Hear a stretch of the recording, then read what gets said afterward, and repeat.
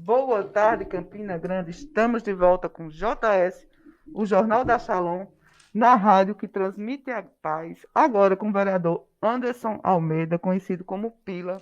Boa tarde, vereador. Boa tarde, Aline. Boa tarde a todos que fazem a Rádio Shalom. Estou à disposição, meu amigo. Vereador, 2 meses de mandato, a oposição aparenta estar uma oposição bastante objetiva. Confesso que me impressionei, inclusive, em ver a oposição em eventos da prefeitura que eu nunca tinha visto. Isso, Inclusive o senhor.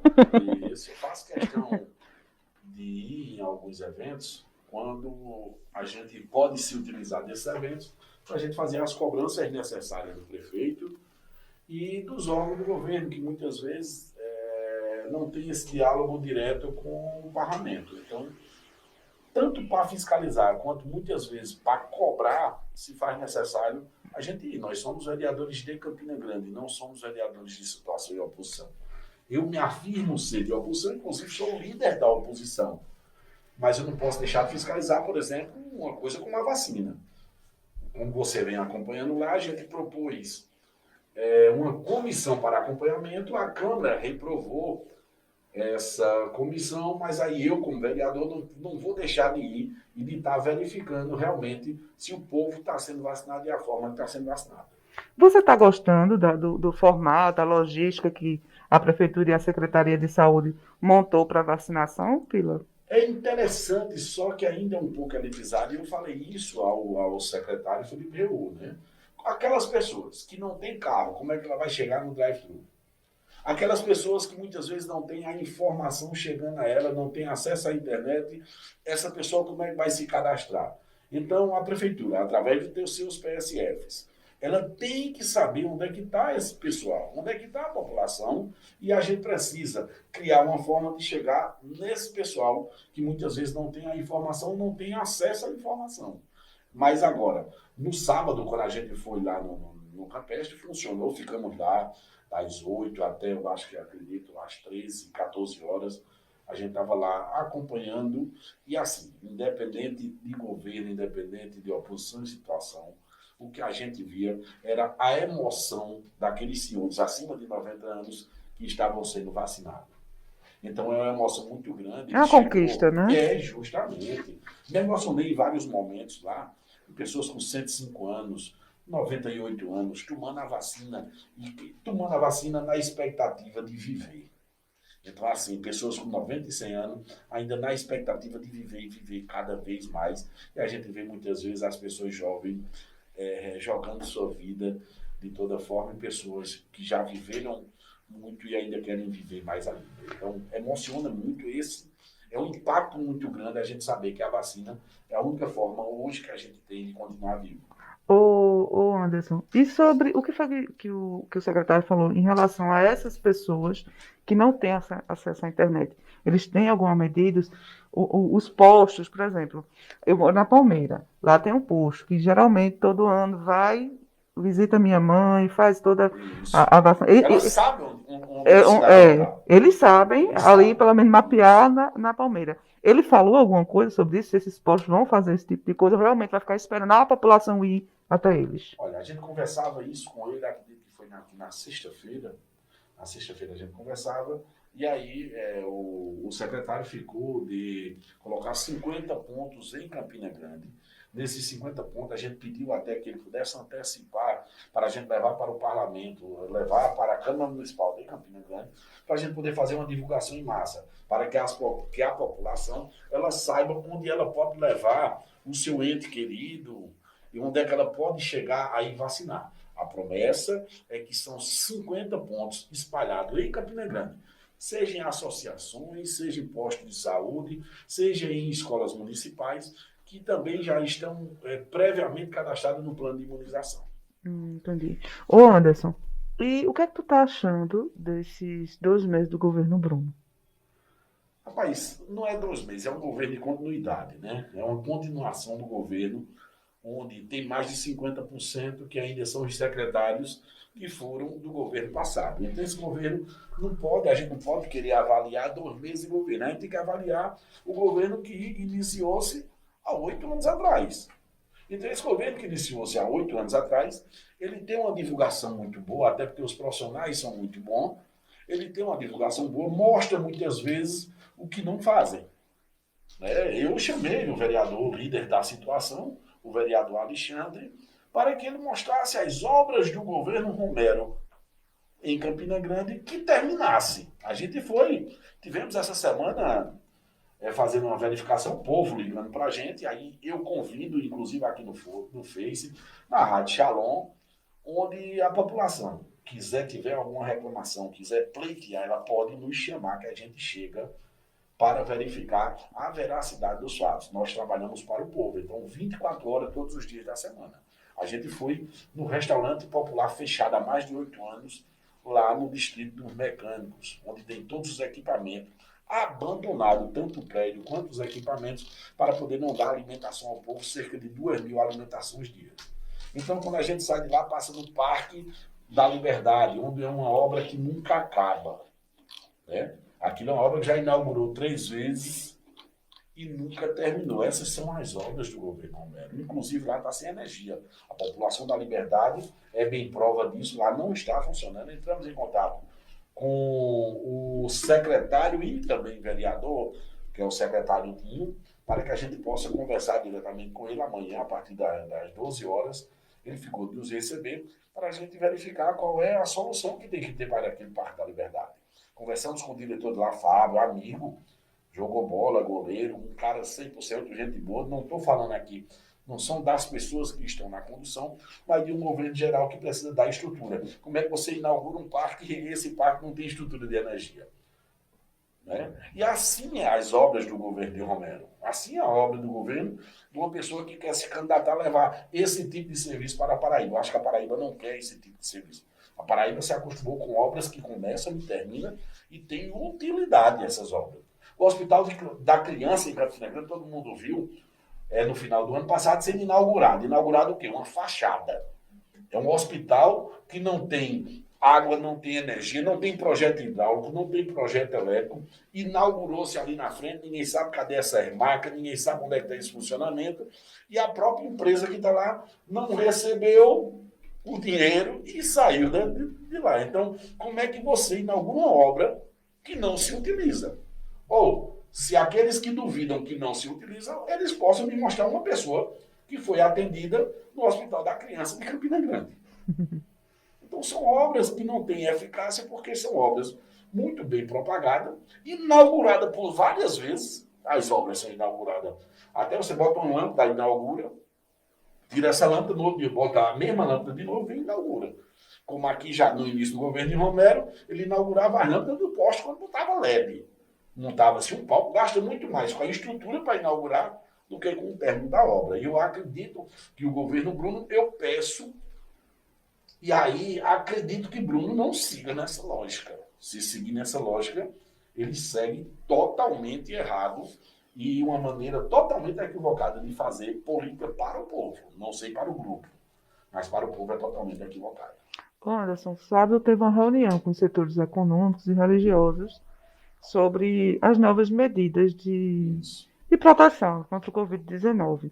Um pouco a menos do que o governo do estado, no entanto, a gente sabe que João Pessoa está no estágio mais grave.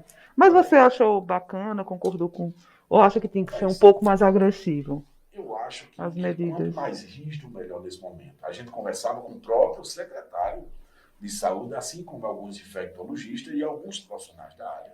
Eles acreditam que o mês de março é um mês que poderá ter repercussões muito maiores desde o dia 17 de março de 2020, desde um ano atrás. Então, a expectativa, você pode ver que os casos na Paraíba começam a aumentar gradativamente. No Brasil todo, né? No Brasil e no mundo. Esse segundo pico, ele consegue ser mais perigoso e mais avassalador do que o primeiro pico. Então, nada melhor do que a gente proteger um pouco mais. A gente restringir um pouco mais, já que agora a gente já tem uma solução que é a vacina. Então, a gente tem uma solução mais próxima. Agora, o STF autorizou também que seja comprado pelos estados a vacina ser distribuída. Antigamente, só o governo federal podia. Então, na lacuna hoje do governo federal, o governo João já se propôs a comprar essas vacinas e distribuir para a gente imunizar o povo, não só de Campinas, como da Paraíba. Mas tu acha assim que no comércio tem que ter uma restrição maior? Porque a gente tá com um problema sério Claro econômico, que né? sim, claro que sim. Isso aí, a gente não pode propagar essa doença do jeito que está propagando.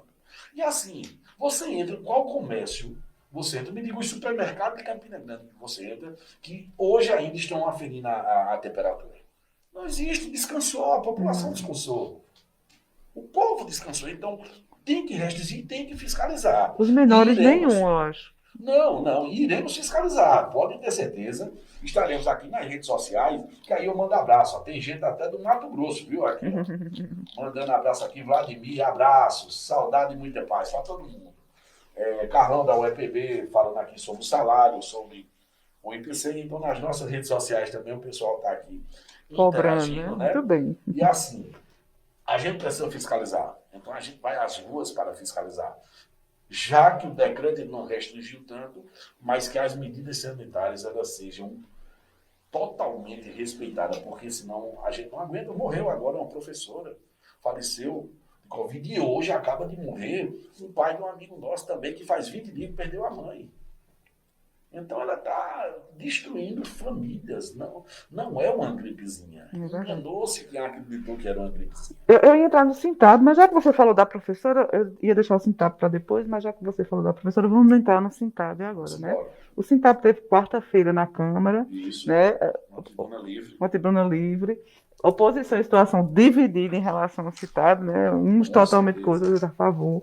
Mas uma coisa que me incomoda é Bruno não receber o Sintab, né? Para pedir voto ele foi, teve a reunião lá no Sintab, né? Mas agora, no momento de crise, porque muitas das reivindicações do Sintab são justas. E aqui eu não estou fazendo defesa ideológica, nem politicagem, nem nada. Né? Até agora, os professores não têm um aparelho institucional, Não. próprio. Né? Isso é o mínimo. Né? Vamos para o mínimo. Não tem nem sequer a perspectiva de quando vai se vacinar.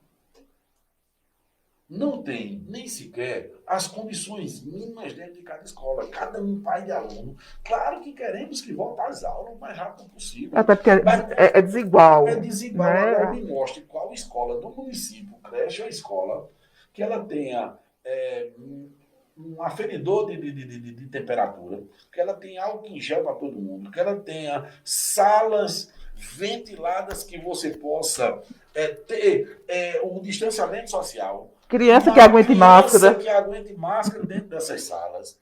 Cada sala dessa ela é em torno de 35 a 40 alunos por sala. 35 a 40 dentro de uma sala pequena daquela. Então a gente vai propagar cada vez mais a doença. Tirando desse lado, vai fazer online, vai. Qual você, cidadão, aí? Você, cidadão, você acha que todo mundo que vai para a escola pública tem uma internet de qualidade em casa? Todo mundo que vai para a escola pública, ele tem um equipamento que ele possa assistir aula em casa. Ele tem um alimento em casa, a distribuição dessas merendas. Ela vai para a casa do aluno. Muitas vezes o aluno da escola pública só existe um sentido, muitas vezes, algo que o leve para a escola, que é a alimentação. Às vezes é o único momento que ele come, É o né? único momento que ele come, então ali leva, e chegando lá, a gente tem que alimentar, porque com fome ninguém pensa, você alimenta e aí você começa a colocar educação, começa a ensinar essa pessoa. Esse cidadão, ele tem condição de ter aula online de casa? E como é que os professores também vão dar aula na escola se não tem todas as garantias sanitárias? Os órgãos públicos estão funcionando todos? E porque o professor tem que voltar.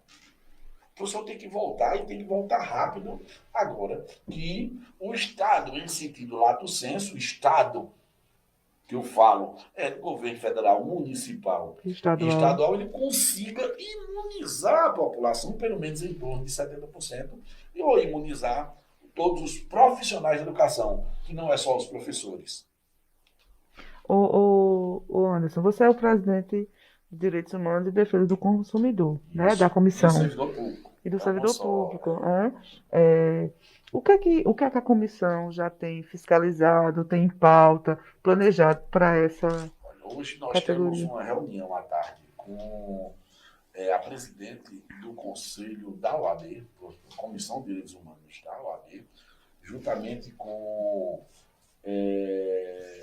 membros da comissão estadual também, doutora Olívia, que é a presidente do Conselho de Direitos Humanos da OAB, assim como Olímpio Rocha, ex-candidato a prefeito, ele é membro da comissão estadual. Então a gente vai sentar hoje para a gente começar a verificar algumas pautas em conjunto institucionais que a gente possa levar esse debate para a Câmara Municipal de Campina Grande. Em relação ao consumidor, devemos estar marcando uma reunião entre os 3 membros para a gente começar a fiscalizar nesse início, juntamente com o PROCON, a gente possa fiscalizar justamente essas medidas sanitárias também, que era para garantia do consumidor, para que o consumidor, ao ir fazer sua feira, ao ir utilizar-se do comércio, já que o comércio está liberado, mas que ele possa ter a garantia mínima sanitária para poder frequentar esses campos. Como comissão do em defesa do consumidor, Campina não, né? No geral, tem muitos problemas. A gente tem o problema da gasolina. Isso, Lógico, a gente sabe que a gasolina é cotada a isso. nível do mercado mundial, É um debate mas muito maior do que somente ICMS, como a é, tenta plantar. é uma coisa bem mais complexa. Mas a gente sabe que Campina tem um cartel poderoso, né? A gente, Isso. né? Geralmente o preço daqui sempre está acima de outras regiões, inclusive perto. A gente tem o problema dos medicamentos que as farmácias Isso. usam e abusam da crise, né? Alimentos, que também tem o problema da cotação do dólar, mas também há o abuso dos comerciantes. E tem uma pauta que eu acho interessante, que foi a questão do subsídio para o setor de transportes, né? Isso. Que foi aprovado semana passada também na Câmara. Mas essa aprovação exigiu alguma coisa do setor de transporte, Anderson? Porque assim, a população é extremamente insatisfeita com o nosso setor de transporte. Por anos eles tiveram livre, leve, soltos, dono do mercado, e não melhoraram em nada o setor. Agora eles têm concorrentes pesados, né? Como os aplicativos de transporte, que às vezes é muito mais viável você. Muitas vezes dá uma qualidade de transporte. De segurança e de conforto, Isso, né? isso. Foi avaliado E isso. agora, na pandemia, inclusive, dá a garantia de você ir sozinho. De segurança sanitária, né? Segurança sanitária. É verdade. Mas o problema do transporte, eu vou começar do transporte, já que foi o último ponto a bater. Teve um subsídio lá de 1.800.000, entendeu? Para que fosse utilizado para cada passagem que o cidadão compra, a outra vai ser doada esse mesmo cidadão para ele andar de novo nesse ônibus. 1.800.000. A gente sabe que no plano de fundo não é só o cidadão que é beneficiado. A intenção, princípio, a intenção maior é justamente o dono das empresas que sempre são ajudados todos os anos. Uhum. É interessante, eles colocam a despesa na mesa, mas não colocam a receita. Dentro da receita, eles nunca colocam aqueles patrocínios que vai atrás do ônibus. Se cada um queira saber o que é, vai tentar contratar e botar um adesivo seu, de sua empresa ali atrás, do seu nome. Você vai ver, isso não entra na receita, eles não colocam. Mas a intenção do governo, assim como do governo anterior, muitas vezes é dar benefício a empresários. Se utilizando do argumento que é correto. A pandemia vem desde o dia 17 de março, ela destruiu vidas, destruiu a economia, destruiu empresas, destruiu emprego, destruiu a economia de forma geral. Beleza. Agora, foram dados terrenos a várias empresas, foram dados desconto de ISS no final do ano passado pelo ex-prefeito, onde reduziu pela metade, 50%, o imposto de uma empresa. E agora a As frotas diminuíram. Justamente agora a empresa de transporte recebe um benefício. Então eu acredito que aí eu peço publicamente mais uma vez que com essa mesma sensibilidade que o prefeito Bruno deu à empresa, deu um terreno à empresa para a construção dos carros de automóveis, que ela deu agora benefício às empresas de ônibus, que ele tenha essa mesma sensibilidade para isentar o IPTU das pessoas que passaram o ano passado sobrevivendo do auxílio emergencial. É o mesmo argumento, eu não vou trazer outros argumentos. São os mesmos argumentos para doar e dar desconto às empresas que o prefeito de ofício e pode. O prefeito pode. É uma função exclusiva do prefeito reduzir receita. Isso está na lei orgânica do município, na Constituição Federal. Bruno, você pode, Bruno. Então você pode, do mesmo argumento que teve para doar as coisas aos empresários, você pode dar essa garantia à sociedade de Campina Grande, que passou o ano de 2020 dependendo do auxílio emergencial, que possa dar isenção do IPTU. Esse é o primeiro ponto. Vamos lá. Os alimentos, farmácia, vamos fazer uma busca para dar a condição ao consumidor de ter as garantias fundamentais, as garantias do consumidor, tanto no acesso ao medicamento de baixa remuneração e que ele não esteja oscilando, feito a gente sabe que oscila, dentro, às vezes, da mesma rede de farmácia. Eu fui comprar um medicamento numa rede de farmácia aqui na rua 13 de Maio, aí eu vou dizer o nome, na rede Farma, custava R$300. Na mesma rede de Farma, na Praça da Bandeira, custou R$180. O mesmo medicamento na mesma linha de farmácia. Então a gente vai ter que ir junto ao PROCON, ver como é que a gente vai fiscalizar as condições dessa farmácia. Agora, a gasolina, vamos lá. Aí eu sou bem sincero a você, não estou aqui. Não recebi procuração para defender, mas houve na legislatura passada uma CPI dos postos de combustível em Campina Grande e à frente estava o líder da situação, que era Alexandre do sindicato, né? Que tentou, dentro dos seus pares, dentro do seu governo, aprovar uma legislação onde poderia aumentar e ser colocado posto a 70 metros um do outro e também dentro de supermercado, de redes grandes de supermercado, que dê essa condição de segurança. Em 3 minutos foi reprovado o ano passado.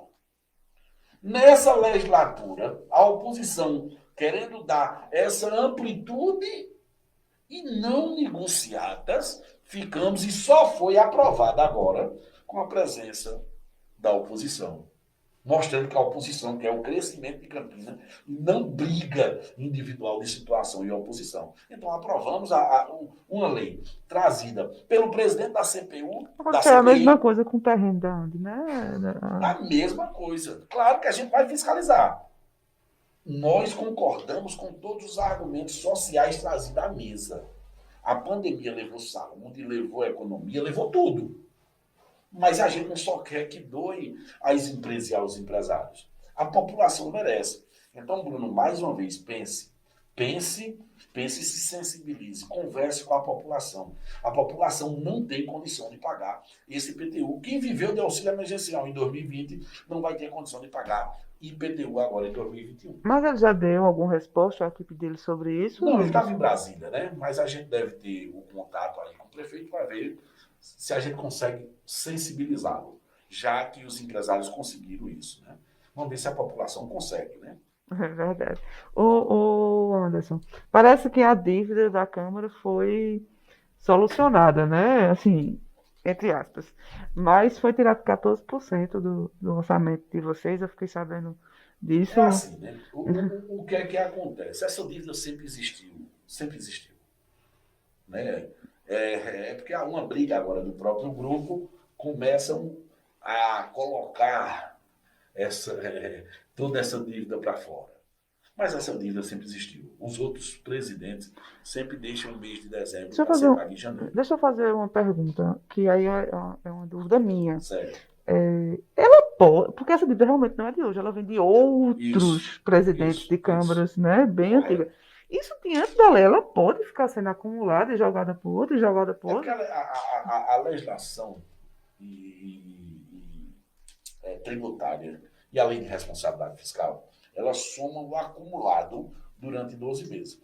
Todo cidadão, ele trabalha o mês de dezembro e recebe até o dia 10 de janeiro, né? Até o dia quinto útil do mês subsequente. Então, no setor público, se não se antecipar no mês de dezembro, não está descumprindo a lei Mas essa despesa ela entra para o mês de janeiro do próximo ano. Não tem como ela ser taxada no ano anterior. Então, toda despesa da Câmara, 70%, ela pode ser gasta com o pessoal até 70%.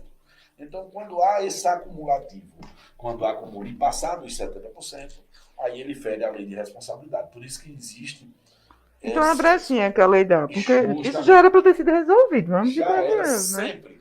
Porque a dívida é milionária. É, a dívida chega a ser praticamente um mês de duodécimo, chega a 1.800.000. Né? Por exemplo, mas também existem os erros. Por exemplo, até hoje tem 10 ou 12 funcionários que não receberam. 10 ou 12 funcionários da Câmara, que a última vez que receberam foi no dia 20 de novembro. Eu e a vereadora Dona Fátima nos sensibilizamos o mês passado e a gente doou 10 cestas básicas a esses funcionários, porque nem feira eles tinham. E ainda continua sem receber. Mesmo com esse débito, dizem que o prefeito antecipou um dinheiro e tal, para o Nordeste, para descontar ao longo do mês.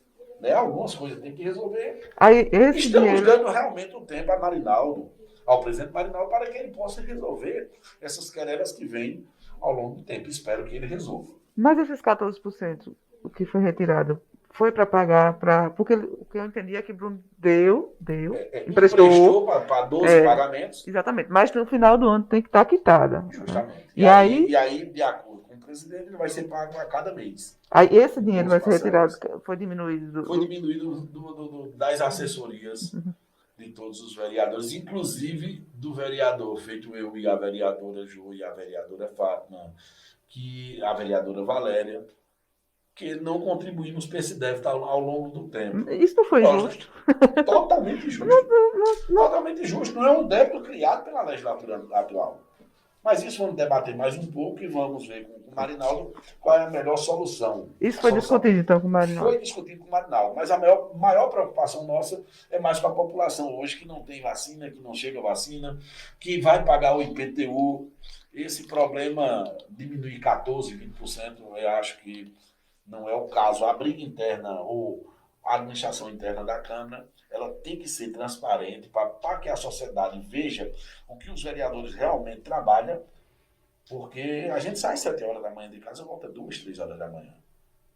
Entendeu? A equipe, você que acompanha lá, você vê que quem quer trabalhar pelo povo, ele tem muito o que fazer. Tem muito o que fazer. Mas para isso a Câmara precisa ser transparente, ela precisa mostrar. Né? Ela precisa que tenha essa divulgação. O prefeito trabalhou muito menos do que nós trabalhamos como vereador. E o prefeito saiu com uma aprovação de 90%, porque teve uma equipe que conseguiu mostrar isso. Muitas vezes, se você trabalha e não mostra, você não consegue. Mas a nossa preocupação maior, neste momento, Aline, que espero que os meios de comunicação consigam nos ajudar. A gente anda muito no meio do povo e a gente está escutando muito. O povo não gosta de dever, a população pobre não gosta de dever. Ela não vai pagar o IPTU porque ela não tem condição de pagar o IPTU. Então, mais uma vez, eu peço ao prefeito Bruno que analise com bastante carinho e sensibilidade, a mesma sensibilidade que doou uma receita de praticamente 1.800.000 para as empresas, podendo ser 3.600.000, assim como terrenos para outras empresas e isenções de alguns impostos, que ela possa isentar o IPTU da população que recebeu o auxílio emergencial ano passado. Anderson, voltando um pouquinho para a questão das empresas. Algumas pessoas dizem que o VLT não foi implantado aqui exatamente para não terminar de quebrar o setor de transportes. Né? É uma preocupação um pouco inversa. Né? Com o empresário, não com o povo, né? Inversa. Em vez de pensar no povo, pensar no empresário. Mas se quem fez isso, se não existe VLT em Campina Grande, a culpa é de Romero Rodrigues. Não tem outra pessoa. O governador tinha o dinheiro, o projeto, mas o ex-prefeito, que pretende ser governador, né? Que pretende. Não sei se a Paraíba aceita esse tipo de postura, mas ele vai a Brasília e impede que o presidente libere o projeto e não liberou. E se liberar, o governo do estado vem e faz de novo.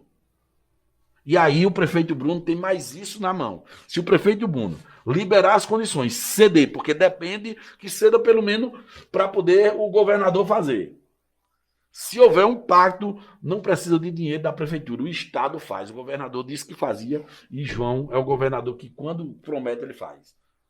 Pode ter certeza disso. E a Comissão de Segurança Pública? Você não é presidente, mas Não, é integrante. estamos esperando o Sargento Neto, né? Ele nos convocar para uma reunião e a gente poder debater a segurança, que é um pouco complicada, porque a segurança, ela fica a questão do Estado, né?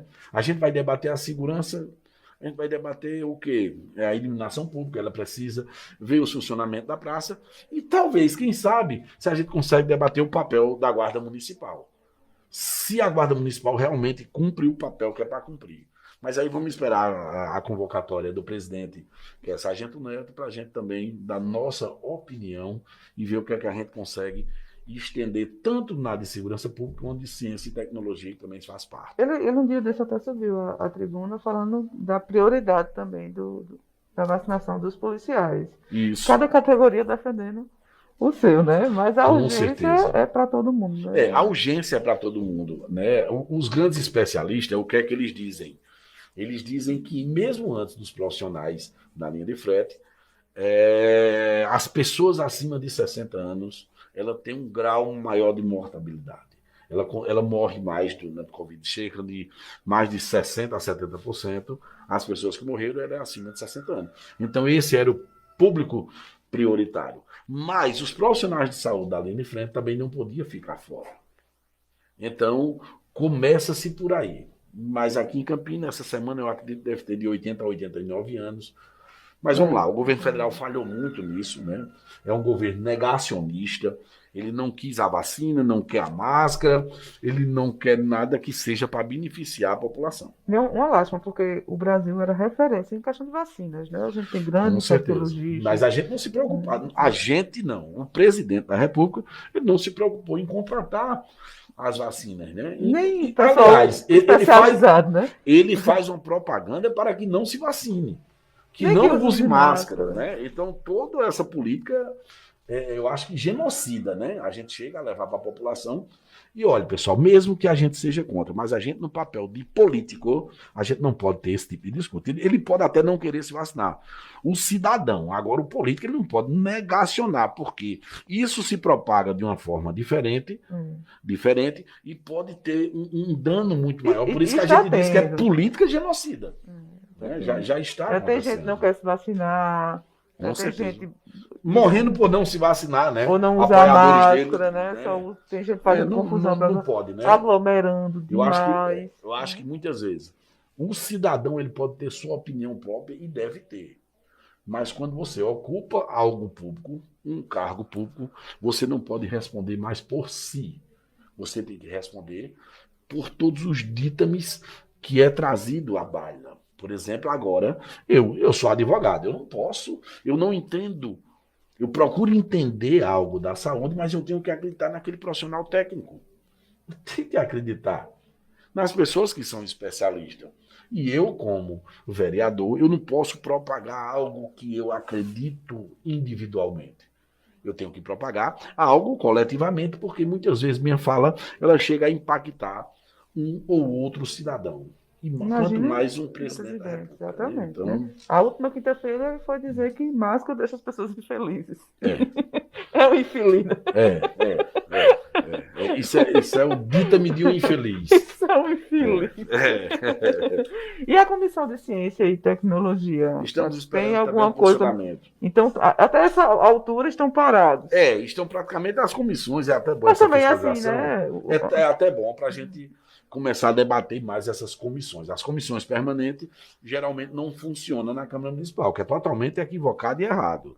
Mas algumas comissões eu estou vendo que está andando. Acho que Carol está bem ativa. Carol, Dona Fátima, acho que a Comissão da Saúde, até porque é a evidência maior. Né? Eles negaram, a maioria negaram, um funcionamento de uma comissão que era somente específica para vacinação, né? Mas a comissão, com a vereadora Carol, acredito que Carol, Fabiana e Dona Fátima, 3 mulheres arretadas no sentido amplo da palavra, e estão fazendo um bom trabalho na Comissão de Saúde. A Comissão de Constituição e Justiça é obrigada a funcionar, né?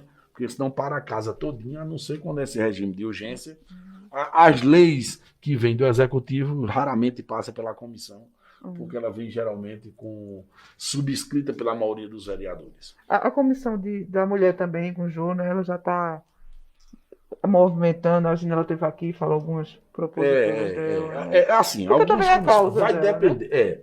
vai depender muito da formação dessa comissão, do intuito e do sentido que essa comissão ela vai ter, né? E aí eu acho que deve se dar um tempo para poder se cobrar, porque a comissão em si ela tem que propor algumas ideias, ela tem que dialogar com a sociedade. Eu não posso chegar como aqui, vamos lá, sou presidente da Comissão de Direitos Humanos e pegar minhas ideias individuais e querer colocar em prática. Eu acho que esse diálogo com a sociedade civil organizada e as entidades representativas, elas são de fundamental importância. Por isso, a semana passada tivemos na quinta e na sexta na OAB, conversando com o presidente Jairo, e aí a gente já articulou com a doutora Olívia, que é presidente, é mestre na área de direitos humanos, acredito que já é doutora, né? Se não for doutora, é doutoranda. É uma pessoa especialista, uma colega de profissão, que admiro que foi minha professora de direitos humanos. Então, sentar com ela, sentar com a Olimpo Rocha, já para a gente começar a destinar alguns caminhos da Comissão de Direitos Humanos, assim também que é a comissão um pouco estendida, como direito de consumidor e servidor público. Dentro dessa mesma comissão, ela parte por 3 premissas que não andam muitas vezes em conjunto, que é o direitos humanos, consumidor e servidor público. Servidor público, nós tivemos já umas 4 reuniões com o pessoal do Sintab, justamente para rever o Estatuto do Servidor, justamente para rever as minúcias de cada profissão. Hoje, em evidência, está mais a questão da saúde, mas existem problemas em várias áreas. Por exemplo, na educação, as progressões estão sendo pagas? Não estão sendo pagas. Muitas vezes são colocados, é o direito do professor, mas ele não chega a sentir isso no bolso. Por exemplo, a agente comunitário de saúde, o seu PCCR está sendo cumprido?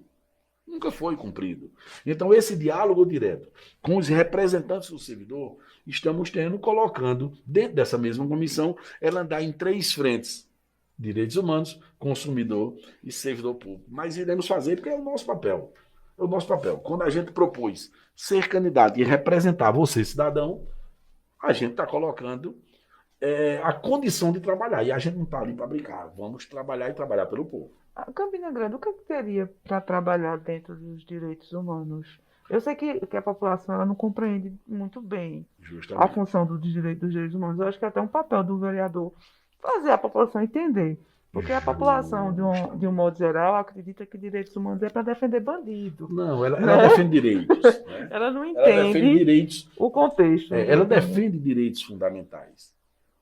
Então, todos os direitos fundamentais do cidadão, né, ele tem que ser defendido pelos profissionais de direitos humanos. Nós, advogados, passamos muito por isso. São famílias negadas, muitas vezes, dos seus direitos mínimos base.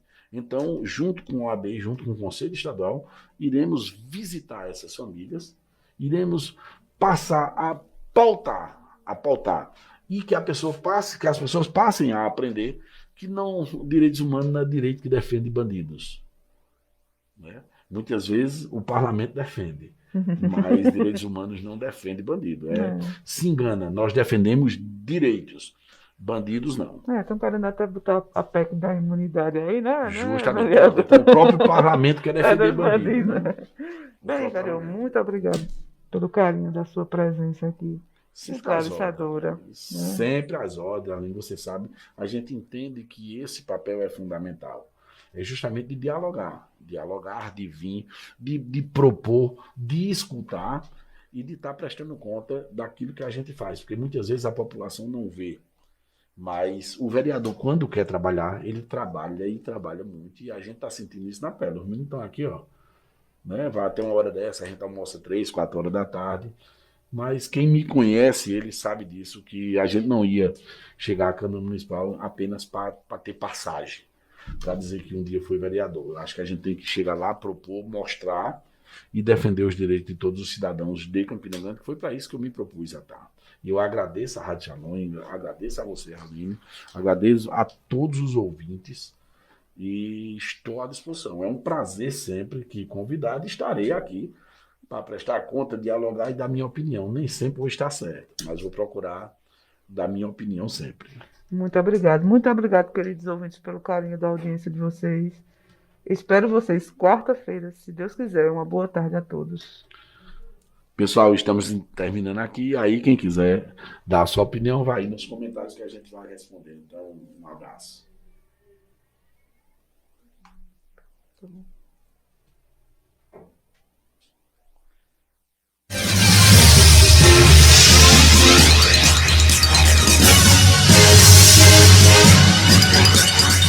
Estamos